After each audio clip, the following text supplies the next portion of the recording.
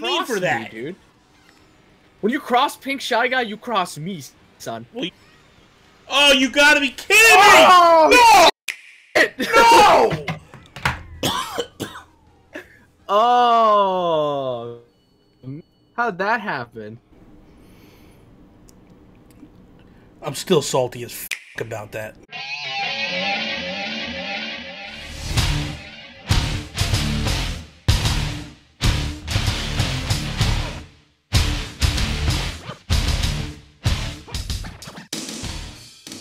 What is up, everybody? Bobby here, the Nintendo Guru. Time for the breakdown every single week, Monday through Friday. Every day in between. I take the top Nintendo stories of the day, talk about them, discuss them, break them down, give my opinions on them. So, here we go! So, real quick, I want to hit a couple of news articles, some news items. Just flip through them real quick, because there's something I want to do after this that's kind of different than anything that I've done before. So real quick, the main things I want to talk about is a couple of games that are getting announced. All of Walking Dead from Telltale, Season 1, Season 2, the in-between Season 2 and 3, they are all coming to the Nintendo Switch. One is getting released, I believe it's now or later this week. Season 3, parts of it is already, you could download it or buy it now. I like to play it all at one. But if you had not played Walking Dead Season 1 of Telltale, I strongly suggest you get it. It is a very emotionally gripping story and very good. I can't recommend this game enough. Like, go get it. Season 2 is more of the same. It's decent. It's not great. But 1, to me, is the best.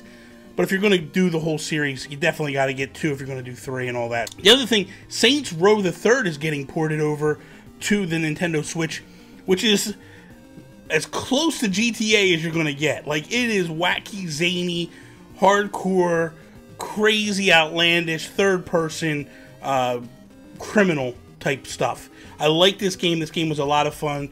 Go get it when it comes out. Like, this is kind of cool that we're getting these types of games, because it just, to me, shows that if these games sell, then when the more mature games continue to come, like, it'll take Nintendo to that other level, away from being known as the kiddie console.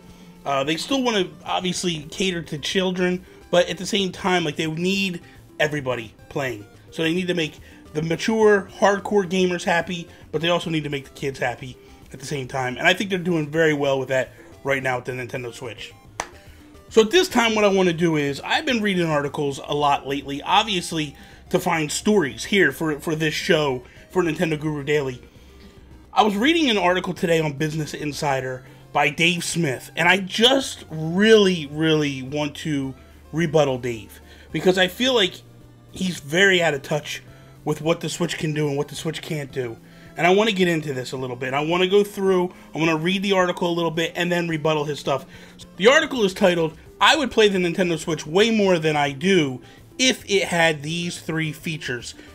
So I want to go through these 3 features with you and basically rebuttal what Dave is saying here. It's an opinion piece in Business Insider.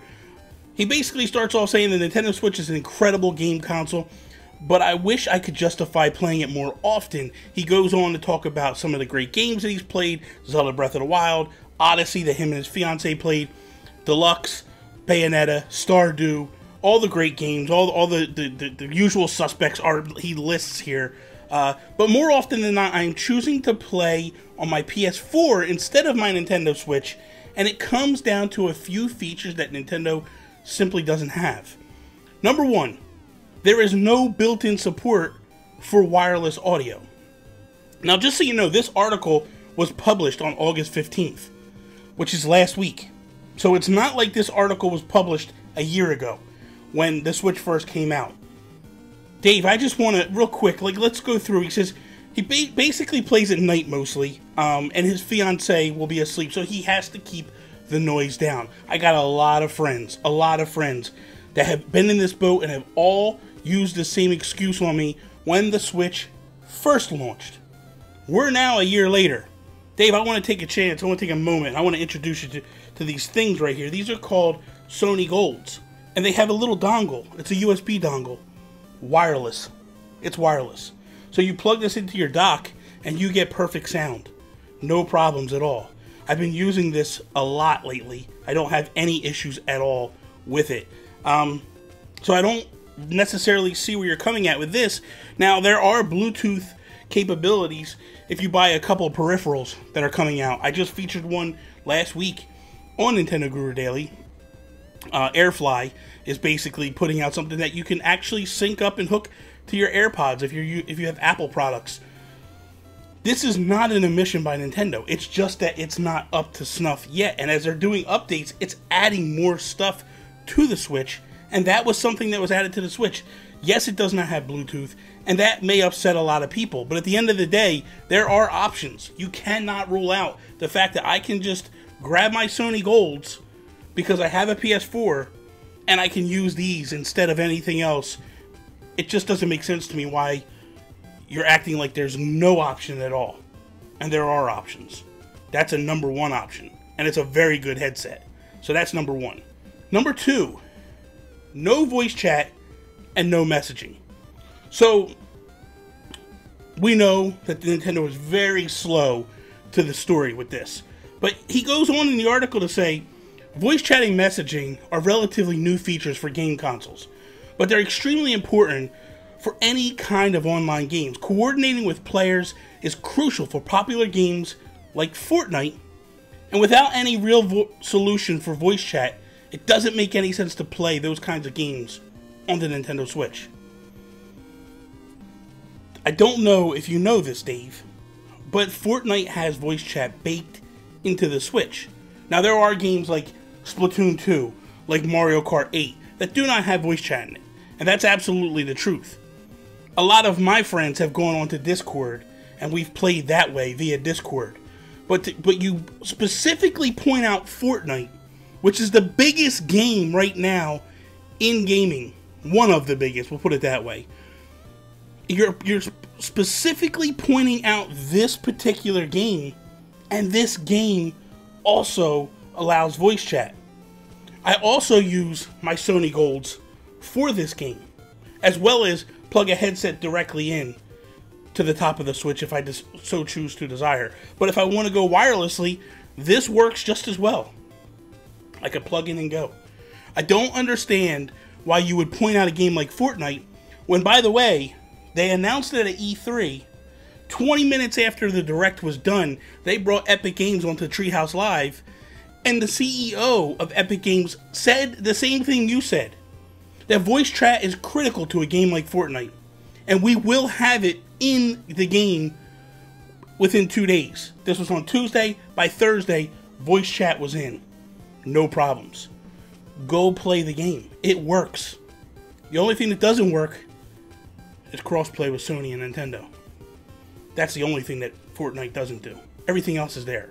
So I'm not sure where you're coming at with that, and it kind of bothers me a little bit, and I'm not really going to say that this is a hit piece on Nintendo, because I don't think it is, but I feel like you're leaving facts off the table here. You talk about the Nintendo Switch app for the iPhone and Android, and yes, the only game that it works for right now is Splatoon 2. Nintendo has said that when the online comes, we'll get more games that'll work with it. It does work with Splatoon 2. I'm not a fan of the app. I'm not going to act like I'm a fan of the app. I think the app is garbage. But again, all the while, we've been talking on Discord, and it's no problems. By the way, Discord has made very strong wording that they're interested in doing an app for the Switch, which then again would take this further and open up the ability for Nintendo to have voice chat on it. And then the third thing that you list on your thing is hardly any apps besides games.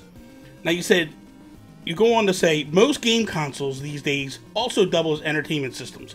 The PlayStation 4, the Xbox One, can both run dozens of streaming apps, from video apps like Netflix and Amazon to music apps like Spotify and Pandora.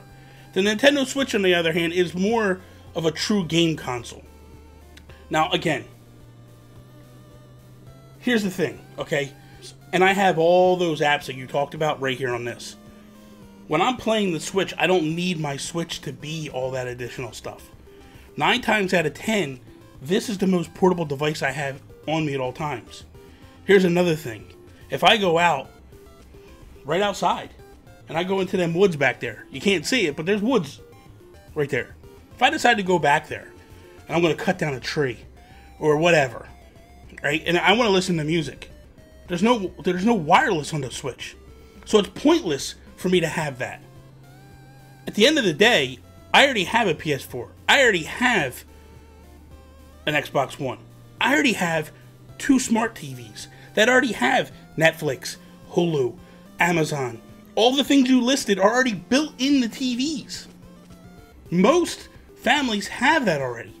Most people have an iPad. There's an iPad sitting here right on the side of the desk. Right here in front of me. I've got a smart TV, I've got a computer, I've got an iPad, and I have an iPhone. I don't need my Switch to be another device that offers Netflix and Hulu and all these other things. By the way, I have Hulu. I pay for the service. I have it on my iPhone. I have it on my smart TV. I have it on my iPad. I have it on my Switch. I have barely used it on my Switch because it's pointless. Makes no sense whatsoever. That, number 3, that's an issue that I have overcome personally. I found ways around it. I don't feel like that's a reason why you shouldn't be playing your Switch. Why you shouldn't be using your Switch. You start off by saying, I would play the Nintendo Switch way more. You would play the Nintendo Switch. Watching TV and services like that is not playing the Nintendo Switch. Granted, there's people out there I know want it on there. And I'm sure they'll get it eventually. But at the end of the day, that's not Nintendo. That's Netflix. That's YouTube. That's all these companies that are supposed to go to Nintendo and say, we want our app on your device. That's how this works. This is not a Nintendo issue to me. And I feel like number 3 is not an issue why you should not be playing your Switch. At the end of the day, I'm not like upset with Dave. He's entitled to his opinion. I just hope that I can somehow sway him to see that A, there are options, and B, the Switch is a very good option to have. I don't know. So that is all. Thank you guys for watching today. I hope you enjoyed today's episode. If you did, slap the like button down below. Share it with all your friends. If you're not a subscriber, please subscribe. Hit the bell. You need to hit the bell as well. Please. Thank you. Follow me over NintendoGuru.com, Twitter, Instagram, @NintendoGurus. That is all. Peace out, Preston.